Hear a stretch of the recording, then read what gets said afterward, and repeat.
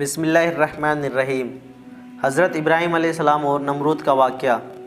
اس زمین پر ہزاروں سال پہلے مشرق اور مغرب پر حکومت کرنے والا ایک بہترین بادشاہ جو اپنے آپ کو خدا کہتا تھا، اس کا نام نمرود بن کنعان بن شام بن نوح تھا۔ اس کا تخت ببول تھا۔ یہ پہلا وہ بادشاہ تھا جس نے سب سے پہلے تاج اپنے سر پر رکھا تاکہ لوگوں کو معلوم ہو کہ اس کا خدا نمرود ہے۔ ایک رات نمرود نے ایک خواب دیکھا کہ ایک تارا آسمان میں اس طرح سے چمک رہا ہے کہ اس کے نزدیک سورج اور چاند کی روشنی بھی پھیکی پڑ گئی ہے۔ جیسے ہی نمرود بیدار ہوا، نیند سے اٹھا، تو اس نے محل کے نظمیوں سے خواب کا مطلب پوچھا، تو انہوں نے بتایا کہ تمہاری سلطنت میں ایک زبان ایسا آئے گا جو تیرا رعب اور دبدبہ ختم کر دے گا اور تیری اس حکومت کو تباہ کر دے گا۔ بس نمرود نظمیوں کی یہ بات سن کر ڈر گیا اور ہزاروں بچوں کو مروا دیا اور ایک فرمان جاری کیا کہ مرد عورتوں سے دور رہے۔ لیکن اللہ تعالیٰ کو کچھ اور ہی منظور تھا، اور اللہ تعالیٰ جو چاہے وہ ہو کر ہی رہتا ہے۔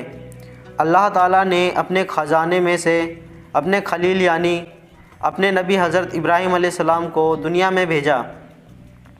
تاریخ نے لکھا کہ جب حضرت ابراہیم علیہ السلام کی پیدائش ہوئی، تب حضرت ابراہیم علیہ السلام کی والدہ کئی سالوں تک اس علاقے سے باہر رہی، لیکن نمرود کے ظلم کے ڈر سے انہوں نے اپنے بیٹے یعنی حضرت ابراہیم علیہ السلام کو ایک غار میں چھپا دیا اور بیٹے کو دودھ پلانے وہ غار میں آتی اور دودھ پلا کر واپس بابل چلی جاتی۔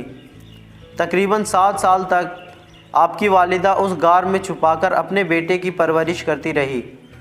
جب حضرت ابراہیم علیہ السلام زمانہ بلبلیت کی طرف بڑھنے لگے، تب حضرت ابراہیم علیہ السلام کے چاچا آزیر نے یہ چاہا کہ ابراہیم علیہ السلام اس کے ساتھ آ کر رہے اور اپنے چاچا کے کام میں ہاتھ بٹائے۔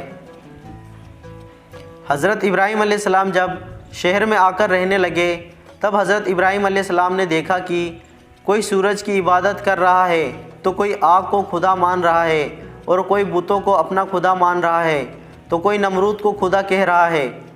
تو حضرت ابراہیم علیہ السلام فرمانے لگے کہ یہ خدا تو وہ ہے جو ہر چیز پر قدرت رکھتا ہے۔ یہ سورج تو شام ہوتے ہی ڈوب کر غائب ہو جاتا ہے، یہ کیسے خدا ہو سکتا ہے؟ اور یہ آگ تو پانی سے بجھ جاتی ہے، بھلا یہ کیسے خدا ہو سکتی ہے؟ اور یہ نمرود ہماری طرح سو جاتا ہے، بیمار ہو جاتا ہے، یہ خدا کیسے ہو سکتا ہے؟ یہ بت جن کو ہم نے ہی اپنے ہاتھوں سے بنایا، یہ بھلا کیسے خدا ہو سکتا ہے؟ ایک بار جب سب لوگ میلے میں چلے گئے، تو حضرت ابراہیم علیہ السلام نے اپنی کلہاڑی سے سارے بتوں کا سر توڑ دیا اور کلہاڑی کو وہاں بنے سب سے بڑے بت کے کندھے پر رکھ دیا۔ لوگ جب میلے سے واپس آئے تو انہوں نے دیکھا کہ سارے بت ٹوٹے ہوئے ہیں۔ سب نے اس بات کو مان لیا کہ یہ کام حضرت ابراہیم علیہ السلام کا ہے۔ حضرت ابراہیم علیہ السلام نے اس پر کہا کہ دیکھو، پوچھو کہ شاید اس بڑے بت نے ہی ان سب کو توڑا ہو۔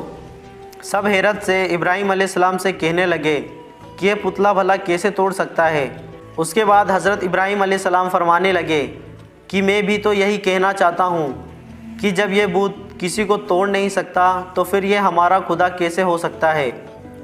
اس کے بعد نمرود آگ ببولا ہو گیا اور اس نے یہ حکم دے دیا کہ ایک بڑی آگ جلائی جائے اور ابراہیم علیہ السلام کو اس طرح سے اس آگ میں جلایا جائے کہ لوگ اس سے ایک سبق حاصل کر لے۔ 2 سال تک لکڑیوں کو جمع کیا گیا اور ایک بہت بڑی آگ جلائی گئی۔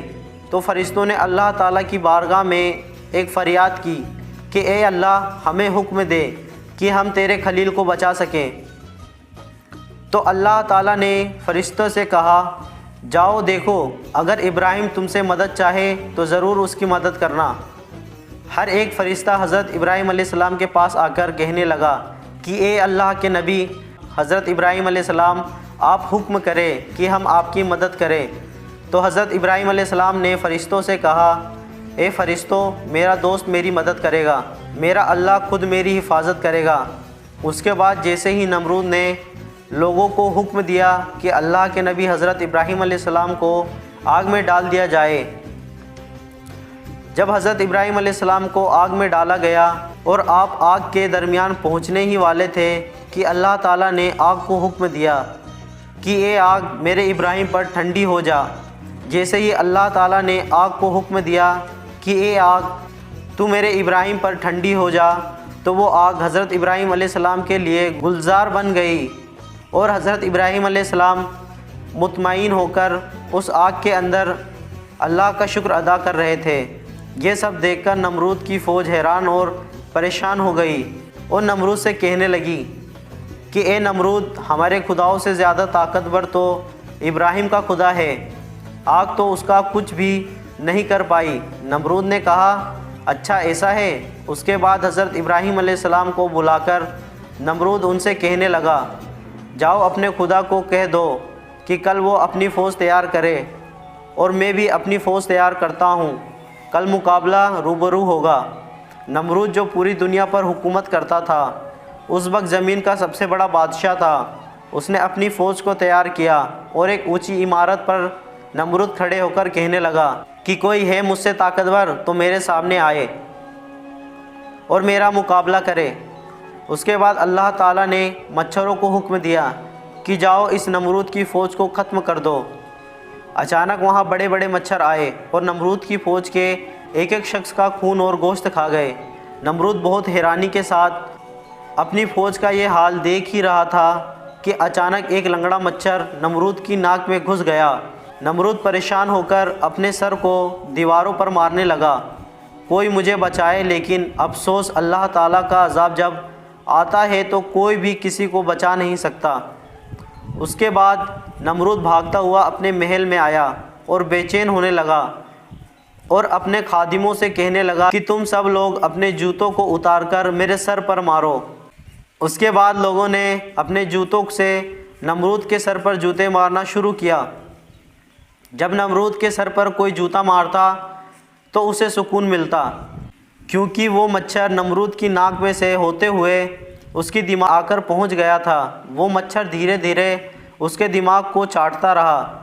دوستو، تاریخ نے لکھا کہ وہ بدترین بادشاہ جو اپنے آپ کو خدا کہلوا کر اللہ کے بندوں کو گمراہ کرتا تھا، اب وہی بندے اپنے جوتوں سے نمرود کا سر پیٹتے تھے، اور ایسے ہی تڑپ تڑپ کر نمرود مر گیا اور اس کی پوری سلطنت نیست و نابود ہو گئی۔